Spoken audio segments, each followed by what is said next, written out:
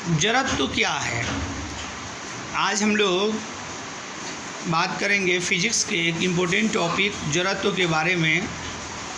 जड़त्व किसी वस्तु का वह गुण है जो उसे विराम की अवस्था में बनाए रखना चाहता है या एक समान सरल रेखा की गति की अवस्था में बनाए रखना चाहता है। अर्थात यह है कि जड़त्व किसी वस्तु का वह गुण है जो वस्तु को बिल्कुल जिस अवस्था में है उसी अवस्था में बनाए रखना चाहता है। अगर वस्तु रेस्ट में है, विराम में है, तो उसे विराम में बनाए रखना चाहता है। अगर वस्तु गति में है तो उसे गति में बनाए रखना चाहता है। इसे ही हम लोग जड़त्व कहते हैं। जड़त्व के क्षेत्र में काम करने वाले जो साइंटिस्ट थे गैलीलियो गैलीली, इन्होंने जड़त्व के नियम का प्रतिपादन किया और कहा कि जड़त्व किसी वस्तु का वह गुण है जो उसे विराम की अवस्था में बनाए रखना चाहता है। या अगर कोई वस्तु गतिशील है, एक समान गतिशील है, तो उसे गति की अवस्था में बनाए रखना चाहता है। इस गुण को हम जड़त्व कहते हैं, मैग्नेटिज्म। तो जड़त्व, प्रश्न है कि किसी वस्तु का जड़त्व किन बातों पर निर्भर करता है। किसी वस्तु का जड़त्व इस बात पर निर्भर करता है कि वस्तु का द्रव्यमान क्या है, अर्थात जड़त्व द्रव्यमान के समानुपाती होता है। अगर किसी वस्तु का द्रव्यमान अधिक है तो उस वस्तु का जड़त्व भी निश्चित रूप से अधिक होगा।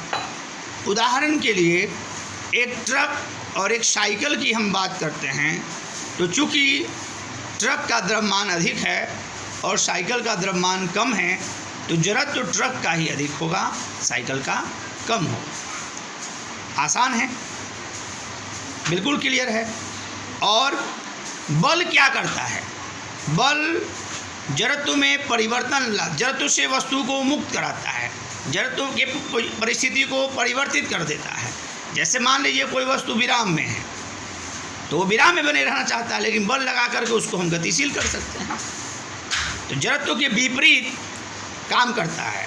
कार्ड और सिक्का का प्रयोग आप लोग जानते हैं कि एक कार्डबोर्ड ले लेते हैं, उसको किसी गिलास के ऊपर रखते हैं और उस कार्डबोर्ड के ऊपर एक सिक्का रखते हैं। कार्डबोर्ड पर हम उंगलियों से जोर से झटका देते हैं और इस झटका के फलस्वरूप कार्डबोर्ड आगे जाकर गिरता है और सिक्का गिलास में ही गिर जाता है। सिक्का कार्डबोर्ड के सहारे आगे नहीं जाता। इसका मतलब है कि कार्डबोर्ड और सिक्का दोनों विराम की अवस्था में था। हमने जब बल लगाया तो कार्डबोर्ड गति की अवस्था में आ गया, लेकिन जड़त्व के कारण सिक्का विराम की अवस्था में था और वह विराम की अवस्था में ही बने रहना चाहता है, इसीलिए वह गिलास के अंदर गिर गया। तो वेरी सिंपल है। तो ओवरऑल एक बार फिर से हम लोग बताएं कि जड़त्व किसी वस्तु का वह गुण है जो उसे विराम की अवस्था अथवा एक समान सरल रेखा में गति की अवस्था में बनाए रखना चाहता है। तो इसी के तहत फिजिक्स के फेमस साइंटिस्ट, महानतम साइंटिस्ट में उनकी गिनती होती है। One of the greatest scientist of physics sir Isaac Newton. तो सर आइजैक न्यूटन ने गति का नियम दिया, 3 गति के नियम दिए, हम लोग जानते हैं। तो अभी हम चर्चा करेंगे first laws of motion by sir Isaac Newton. Newton का प्रथम गति नियम क्या है? न्यूटन का प्रथम गति नियम से तात्पर्य है कि कोई भी वस्तु अपनी विराम की अवस्था अथवा एक समान सरल रेखा में गति की अवस्था तब तक बनाए रखना चाहती है जब तक कि उस पर कोई बाहरी असंतुलित बल कार्य न करे। क्लियर है? कोई वस्तु जो विराम में है वो अपनी विराम की अवस्था अर्थात अपने जड़त्व को मेंटेन करेगा, या जो व्यक्ति गतिशील है वो मोशन में है वो अपने मोशन की अवस्था, एक समान गति की अवस्था को बनाए रखना चाहता है, तब तक बनाए रखेगा जब तक कि हम बाहर से बल उस पर फोर्स नहीं करते हैं। जैसे ही हम बाहर से बल लगाएंगे तो जो वस्तु विराम में है वो गति में आ सकता है, जो वस्तु गतिशील है वह विराम में आ सकता है।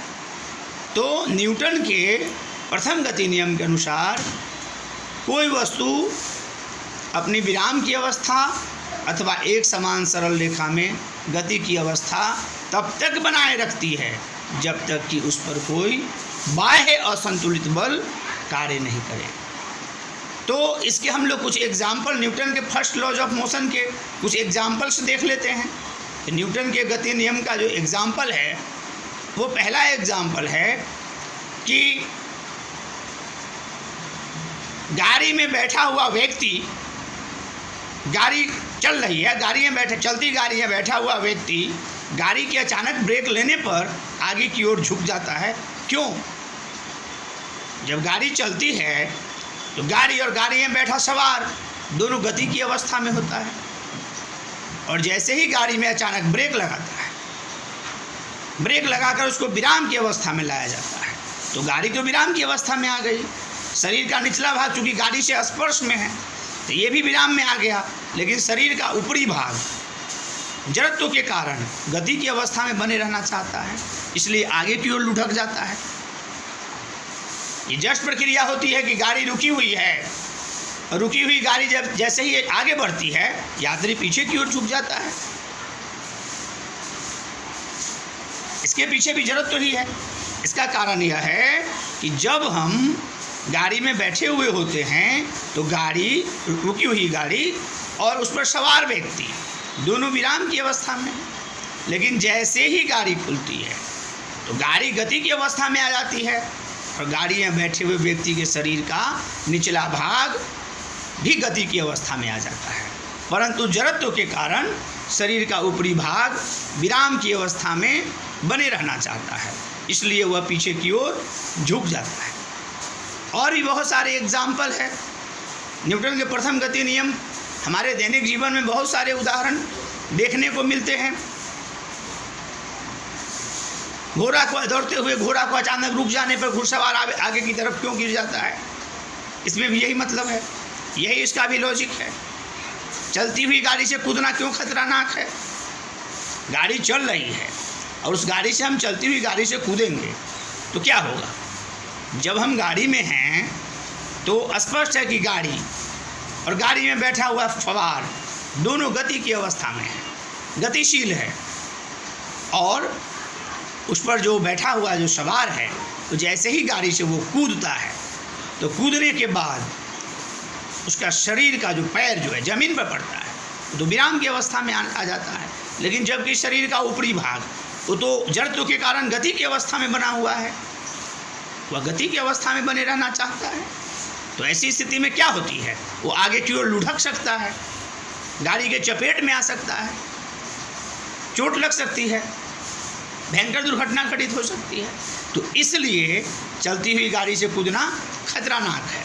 अगर हम परिस्थितिवश चलती हुई गाड़ी से कूदते हैं तो हमें क्या करना चाहिए?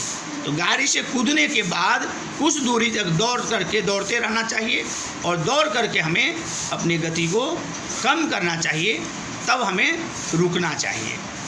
तो ये सब जो है न्यूटन के प्रथम गति नियम के कुछ प्रमुख उदाहरण हैं, और भी बहुत सारे उदाहरण हैं। छड़ी से पीटने पर दरी के धूलकण क्यों अलग हो जाते हैं?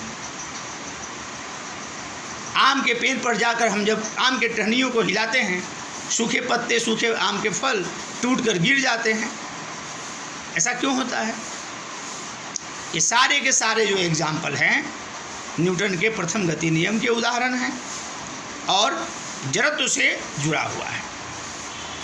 तो ओवरऑल एक बार फिर से न्यूटन के प्रथम गति नियम को मैं समझा रहा हूँ कि न्यूटन के प्रथम गति नियम के अनुसार कोई भी वस्तु विराम की अवस्था अथवा एक समान सरल रेखा में गति की अवस्था तब तक बनाए रखना चाहती है जब तक कि उस पर कोई बाह्य असंतुलित बल कार्य न करे।